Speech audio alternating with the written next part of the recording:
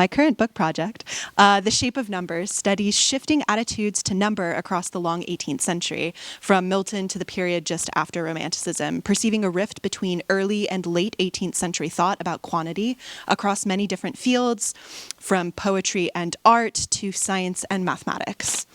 I received a Gale ASECS fellowship to begin developing a digital humanities offshoot of this project, using language processing tools available on the Digital Scholar Lab to track how approaches to number and quantity shifted across the century.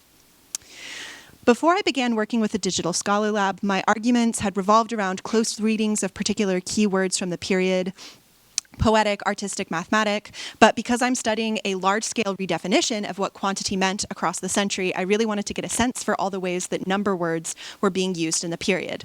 So my project set out to flag words that have to do with quantity, from nothing to fractions, 1, 2, 3, fews, manys, infinities.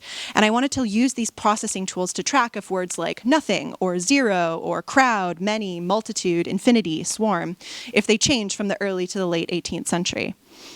The Digital Scholar Lab was invaluable for me as I worked on this project. I was able to confirm previous theories I had while just close reading a few set of texts in my dissertation, allowing me to corroborate theories and go in new directions, all while working with a much larger data set than I had previously been able to work with, or even fathom.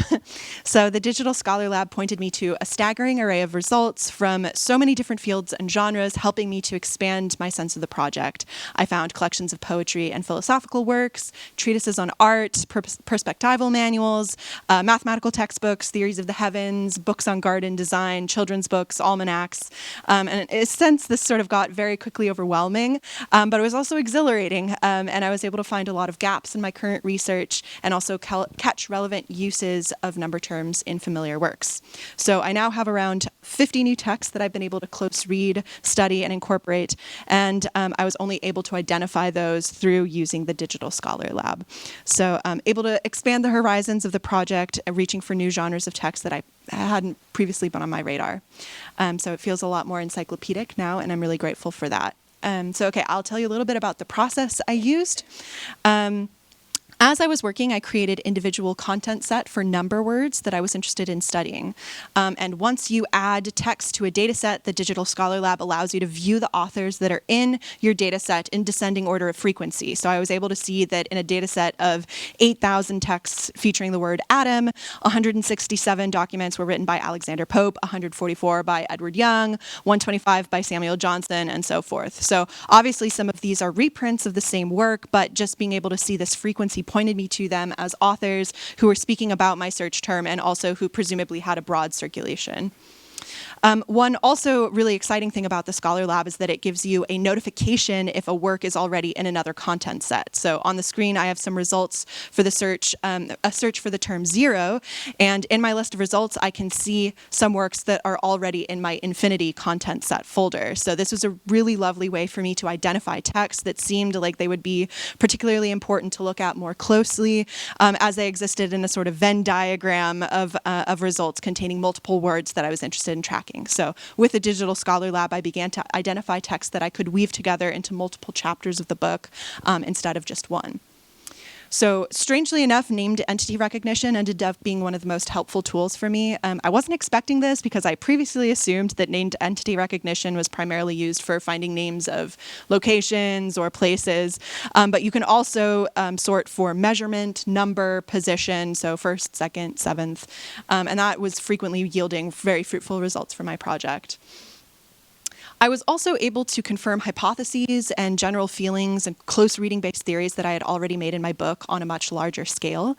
For example, searches for the word infinity returned quite a few descriptions of Barker's panorama, which I had already been discussing in terms of sort of circularity, immersivity, evocations of infinity. And so the fact that it was coming up very frequently in its descriptions sort of pointed me to that as something that I could incorporate further. And one of my other biggest confirmations occurred when I was searching for the term heaps, piles, and masses, and I kept getting a very large number of hits for texts written on slavery and abolition. So I'd previously written quite a bit in my book project about imagery of heaps, masses, and abolitionist writing and other texts about slavery, but my sample size my sample size had been quite small, just working with Equiano, Clarkson, but by working with ECHO, and also there's the Slavery and Anti-Slavery, a transnational archive database that's also available on Gale.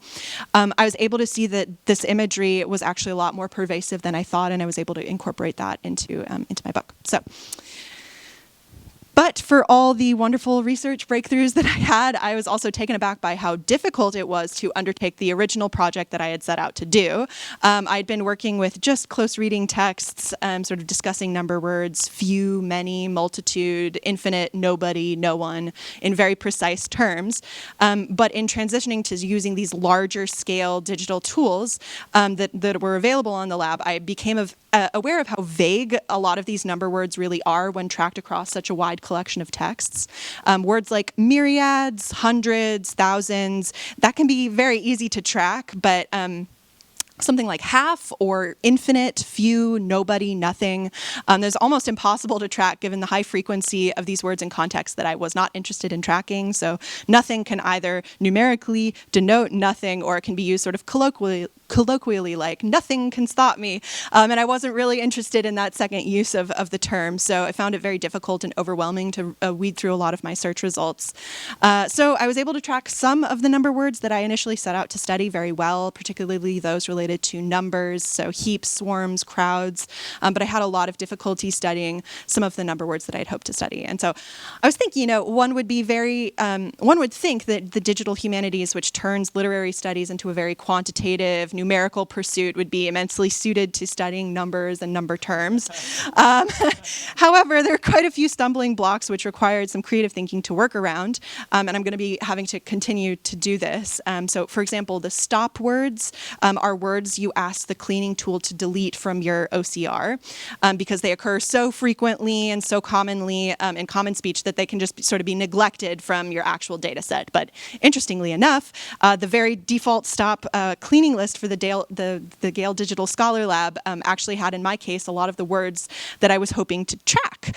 So the list had pretty much every number you could think of on it, few, 15, 50, 40 on here, right here. So I realized I was trying to track words that even the designers of the Digital Scholar Lab themselves had thought were overly ubiquitous and would skew data if you didn't take them out to analyze your data set. So by fiddling around with the stop list, I ended up with a lot much better results. So on the top here, there's a named entity recognition analysis of Paradise Lost, focusing on numbers. So this is what I got after running the default stop list with all the number words on it to clean up the OCR of Paradise Lost. And I just got 4 results for numbers. Yet on the bottom, you can see the results I got, or the beginning of the results I got for the exact same analysis, but with this different stop list cleaning method that allowed for number words. So I clearly got way better results and a lot more context and nuance. So, for example, the phrase thousand that is on the bottom is a magnitude of a much different quantity from the mere thousand on top. But I also suspect that this sort of analysis would only work on a micro scale, like what I'm using it for in this particular example, just with one text, because I think you can really very quickly introduce words and skewed data if you're letting so many words in off the stop list. So I also hit a few snags because numbers as they appear in text are not only written out long form 40,000, 6 million, but then also numerically 40,000, 6 million. So yet in designing my cleaning tool, I was frequently electing to remove numerical symbols so that I could get rid of line numbers and page numbers. So I was struggling with this quite a bit because having a line and page numbers, it skews the distant reading sense of the prevalence of numbers. You think there are way more numbers in there than there really are. Yet if you delete all of the numerical symbols from the OCR text of, for example, Thomas Malthus' essay on principle of population, you lose his insistence on an obsession with calculations. So deleting numerical symbols from mathematical textbooks or almanacs changes the importance that numbers have to them entirely.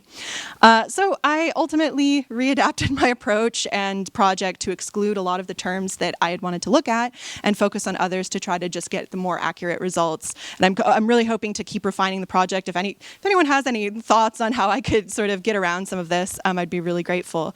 But the setbacks I had did tell me a lot about the uses of digital humanities tools as well as their limits, helping me understand the kinds of questions I can answer with digital humanities methods and the ones that are perhaps more easily solved by close reading. So it taught me a lot about scope, scale, and tools, the different situations where I'd want to use these really high-powered NLP tools available on the lab and have that capability of spanning so many different texts, or the situations that I might want to sort of take that and then follow up with a smaller scale thing like using Voyant or something to sort of analyze occurrences within things that I found on the Digital Scholar Lab. So I'm really thankful for the opportunities that this fellowship has afforded me, training in so many different tools, so many new skill sets that I can continue to hone and refine, so many new experiences, problem solving and troubleshooting.